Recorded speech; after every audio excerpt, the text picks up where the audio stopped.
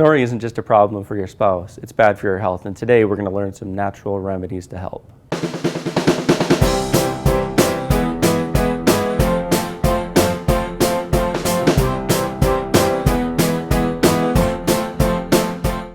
Hi, Dr. Corey Emberlin here at Bloomington Wellness Center, and today we're going to talk about snoring and some of the natural solutions for it.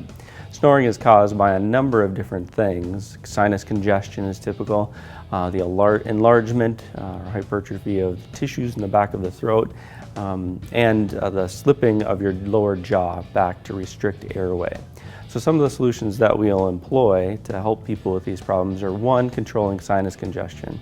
You can use products like Dehist, a natural antihistamine. We use an essential oil for sinus congestion. That seems quite helpful. And we also recommend things like using a neti pot or a sinus rinse at bedtime to clear your sinus passages. One of the other things we recommend to people is a TMJ or a splint for your jaw that prevents your jaw from slipping backwards. We have examples of those here in our office. Another wise thing to utilize is a pillow that helps you in side sleeping. Side sleeping reduces the amount of jaw slippage backwards.